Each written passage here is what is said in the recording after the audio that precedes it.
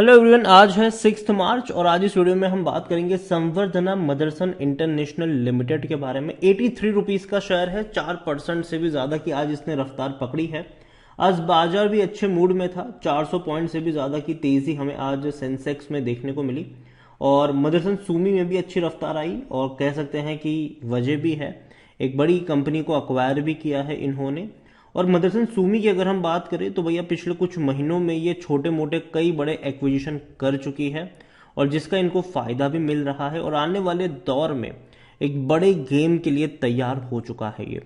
तो बातचीत करेंगे उसको लेकर, लेकिन अगर आपने अभी तक चैनल को सब्सक्राइब नहीं किया है तो प्लीज़ अभी इसे सब्सक्राइब कर लीजिए, क्योंकि आगे भी बहुत सारे वीडियोस हैं जो आपको काफ़ी ज़्यादा हेल्प करेंगे। तो Samvardhana Motherson international limited 83 rupees का शेयर। पहले ये कंपनी मदरसन सूमी के नाम से जानी जाती थी, अभी नाम चेंज हो चुका है। और एक महीने में अगर हम देखें तो पिछले एक महीने में इस कंपनी में तकरीबन 6% का जंप है। अब देखिए एक शार्प डिक्लाइन आया था 82 से 78 तक, लेकिन वैसी ही तेजी से वापस तेजी आ गई। एक महीने के सबसे हाई प्राइस पे अभी ट्रेड कर रहा है। एक साल की अगर हम बात करेंगे तो पिछले एक साल के अंदर संवर्धना मदरसन इंटरनेशनल लिमिटेड के शेयर में 7.5% की गिरावट है। अब देखिए ग्राफ काफी इंटरेस्टिंग था, पहले गिरावट आई, तेजी आई, उसके बाद बाजार की कंडीशन खराब हुई तो ये भी टूट गया, 60 रुपए के करीब पहुंच गया, लेकिन बाद में तेजी आई, फिर 15-20% की, फिर 15% के आसपास की गिरावट आई, फिर उससे ज्यादा की तेजी बनी, फिर 10-12% की गिरावट आई, फिर उससे ज्यादा की तेजी बनी। अब मैं एक्सपेक्ट कर रहा हूं कि शायद थोड़ी बहुत रफ्तार के बाद आपको अगेन 10 से 12% की गिरावट देखने को मिल जाए यहाँ पर। तो जो बड़ी अपडेट यहाँ पर है वो यही है कि संवर्धना मदरसन इंटरनेशनल ने जो ऑटोमोटिव फुल्ली अक्वायर ने एसएमआर को अक्वायर किया है, यहाँ पर अक्वायर एसएमआर जर्सी को। यहाँ पर न्यूज को इस तरीके से है कि संवर्धना मदरसन ऑटोमोटिव सिस्टम, जो संवर्धना मदरसन इंटरनेशनल की एक सब्सिडरी कंपनी है, फुल्ली सब्सिडरी कंपनी है, उन्होंने अक्वायर किया है SMR Jersey as its stakes in SMR Jersey has surge to 100%। In latest अभी हाल फिलहाल में 1.55% का स्टेक खरीदा और अब फुल्ली अक्वायर कर लिया है इसके साथ ही। तो ये बहुत बड़ी बात है कि कंपनी कई छोटे मोटे एक्विजिशन कर चुकी है और यहां पर ये जो 1.55% का एडिशनल स्टेक खरीदा है, जिसके बदले में इन्होंने 18.4 मिलियन यूरोज पे किए हैं, 18.40 मिलियन कह लो कि यूरोज यहां पर पे किए हैं। और SMR Jersey has become a subsidiary of Samvardhana Motherson international.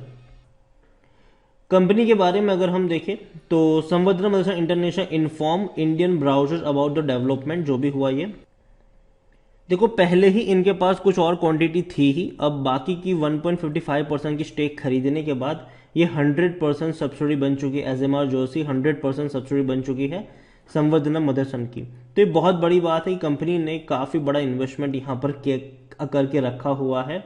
और संवर्धना मदरसन की अगर हम बात करें तो लार्ज कैप कंपनी है ये, 56,000 करोड़ से भी ज्यादा का इसका मार्केट कैप है। वॉल्यूम अच्छे हैं, 1,80,00,000 के वॉल्यूम्स देखने को मिले, बड़ी क्वांटिटी में शेयर ट्रेड और कंपनी के प्रॉफिट रेवेन्यू दोनों ही शानदार है। 2000 दिसंबर क्वार्टर, जो भी लास्ट क्वार्टर के जो रिजल्ट्स है उसमें 20,226 करोड़ का रेवेन्यू था और 455 करोड़ के आसपास का प्रॉफिट था, जो कि बहुत अच्छा प्रॉफिट मैं कहूंगा। और रेवेन्यू भी काफी अच्छा है, कोई खराब रेवेन्यू नहीं है, बहुत अच्छा है ये। इससे पहले कंपनी क्वार्टरली 250 करोड़ के आसपास का प्रॉफिट करती थी, तो सीधा प्रॉफिट में काफी बड़ी तेजी आई। पिछले साल तक रेवेन्यू 16,000 करोड़ का था, जो बढ़ के 20 पे आ गया। रीजन सिंपल है कि इनका जो ऑटोमोबाइल बिजनेस है वो तो अच्छे से चल ही रहा है, लेकिन कंपनी ने जैसे कि अपना विजन 2025 लॉन्च किया था आज से 1.5-2 साल पहले और कहा था कि कंपनी फोकस कर रही है अपने नॉन ऑटोमोबाइल बिजनेस के ऊपर भी, और ये वही आपको इनकी स्ट्रेटेजी देखने को मिल रही है। जो कुछ छोटे मोटे एक्विजिशन हुए हैं वो जनरली हुए हैं नॉन ऑटोमोबाइल में। कंपनी ने एरोस्पेस में भी कुछ एक्विजिशन किए थे और जिसका फायदा कंपनी को मिल भी रहा है। बोइंग जैसी बड़ी कंपनी से इनको ऑर्डर भी मिले हैं और आगे भी मिलेंगे। देखो, कंपनी कहीं ना कहीं ऑटोमोबाइल के साथ साथ नॉन ऑटोमोबाइल पे जो फोकस कर रही है उससे इनके रेवेन्यू प्रॉफिट दोनों ही बढ़ने वाले हैं आने वाले दौर में। कंपनी के बारे में अगर हम देखें तो प्रमोटर की होल्डिंग अच्छी खासी है, आईसीआईसीआई के पास भी अच्छी खासी क्वांटिटी में शेयर है। उसके बारे में बात करें उससे पहले अगर हम नजर करें इनके ऊपर तो अकॉर्डिंग टू एमकी ग्लोबल उनकी यहाँ पर खरीदने की सलाह है और 101 रुपए का टारगेट है। According to Moneycontrol user 11% लोग ही जो बेचने की बात करें, वरना 89% लोग कह रहे खरीदारी करो। अब देखिए एमके ग्लोबल 101 का टारगेट, मोतीलाल ओसवाल 100 रुपए का टारगेट। और देखो ये टारगेट अचीव होंगे, 100 तक जाएगा, लेकिन अगेन मैं कह दूं कि ये जो कंपनियां टारगेट देती है वो 1 साल का टारगेट देती है, क्योंकि 1 साल के अंदर जाएगा ये। अब ऐसा भी हो सकता है कि अभी 83 पर है, हो सकता है कि 85 88 पर जाने के बाद दोबारा 80 रुपए तक चला जाए ये, तो ऐसा भी होगा, ठीक है। लेकिन इवेंचुअली अगर आप लॉन्ग टर्म का पीरियड लेके चलो, 1 साल का टाइम पीरियड लेके चलो, तो पोटेंशियल जरूर है कि कंपनी 100 रुपए तक तो जरूर जाएगी। अगर हम बात करें इसको लेकर, तो पिछले कुछ 5 सालों से रेवेन्यू में कोई इतनी बड़ा जंप नहीं आया है, लेकिन अब आएगा। अब 2023 में बहुत बड़ा जंप आएगा, क्योंकि 20,000 करोड़ से भी ज्यादा का रेवेन्यू कंपनी कर रही है। क्वार्टरली 80, मतलब वो भी क्वार्टरली, तो ईयरली 80,000 करोड़ का आसपास का बनता है प्रोजेक्शन, और ये सबसे हाईएस्ट होगा अब तक का।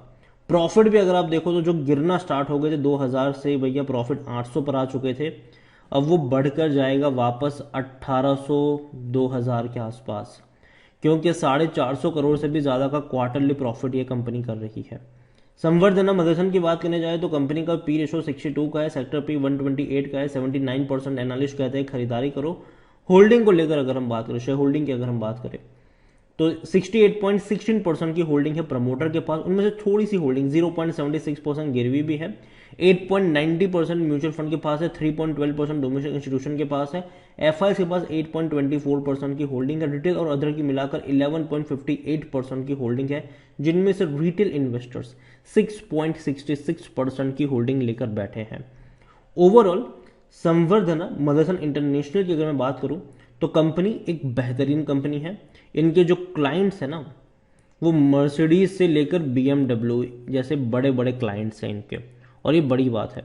अभी देखो यूरोपियन कंट्रीज में थोड़ी सी दिक्कत जरूर चल रही है, लेकिन मुझे लगता है कि समय के साथ चीजें बेहतर होती चली जाएगी वहां पर भी, और जो डिमांड अभी थोड़ी सी श्रिंक होती नजर आएगी वो धीरे धीरे बढ़ेगी भी सही।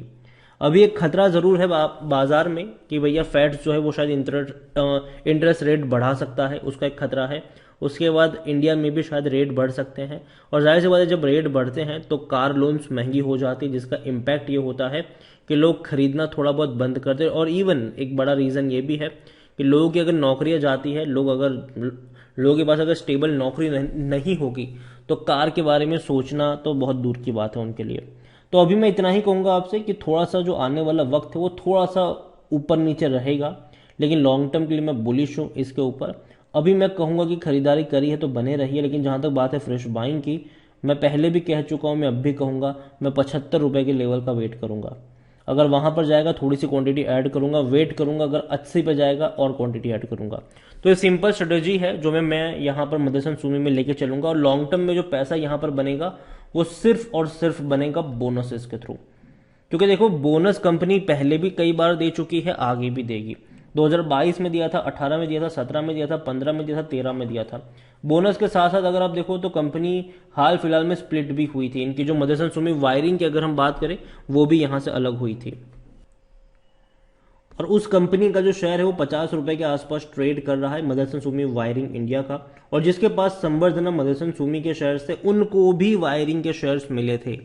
तो मैं यही कहूंगा कि जो पैसा बनेगा वो लॉन्ग टर्म में ऐसे ही बनेगा। हो सकता है कि अगर आप आज से 2-3 साल बाद भी देखो तो इसका जो शेयर है वो आपको 75-80 पे ट्रेड करता नजर आ जाए, लेकिन हो सकता है कि उस 2-3 साल में एक बार ये बोनस दे चुका हो।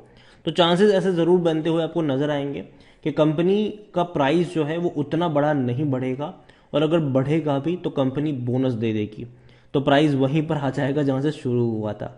तो यही कहूंगा आपसे कि प्राइस आपको उतना बड़ा चेंजेस देखने को नहीं मिलेंगे, लेकिन बीच बीच में कंपनी बोनसेस वगैरह डिक्लेयर करेगी, जिसकी वजह से आपके जो शेयर्स हैं वो कई गुना मल्टीप्लाई हो जाएंगे। तो ओवरऑल अभी का जो खबर है वो काफी अच्छी पॉजिटिव खबरें हैं, और ऐसे एक्विजिशन पहले भी कर चुका है, लेकिन थोड़ा बहुत भाग चुका है, और मुझे लगता है कि शायद यहां से करेक्शन आना चाहिए, और एटलीस्ट ज्यादा नहीं 10-12% का करेक्शन मैं एक्सपेक्ट कर रहा हूं। 10-12% का आसपास अगर करेक्शन आता है तो खरीदारी के मौके बनेंगे। ऑलमोस्ट 75 रुपए के आसपास के लेवल का मेरे हिसाब से आपको वेट करना चाहिए। वहां पर जाएगा तो अच्छे खासे मौके जरूर बनते हुए नजर आ सकते हैं बाइंग के। और अगेन खरीदारी करिए तो बेचने की सलाह नहीं है, आप चाहे तो यहां पर बने रह सकते हैं। कंपनी अच्छी है और लॉन्ग टर्म में डेफिनेटली ग्रोथ आएगा, थोड़ी बहुत गिरावट भी आएगी, जैसे कि पहले भी हमें देखने को मिली थी गिरावट, उससे ज्यादा का बाउंस बैक कर गया, फिर बड़ी गिरावट देखने को मिली, उससे ज्यादा का फिर दोबारा से बाउंस बैक कर गया यहाँ पर। तो नजर रखिए कंपनी के ऊपर। और एक और कंपनी है वो भी इन्हीं की है, मदरसन सुमी वायरिंग इंडिया, 50 रुपये से भी कम कीमत का ये शेयर है। और अगर आप चाहते हैं कि मैं इसके ऊपर भी एक डिटेल वीडियो लेकर आऊँ तो कमेंट में मदरसन सुमी वायरिंग लिखिएगा। अगर ज़्यादा कमेंट आएगी तो डेफिनेटली इसके बारे में भी बात करेंगे हम आगे वीडियोस में। तो वीडियो को यहीं पे एंड करूंगा। पसंद आया हो तो लाइक करो, शेयर करो। चैनल अगर पहली बार आए तो प्लीज़ सब्सक्राइब करें। और संवर्धना मदरसन इंटरनेशनल लिमिटेड के बारे में आप क्या सोचते हैं वो भी आप मुझे कमेंट में लिख कर बता सकते हैं। Thank you.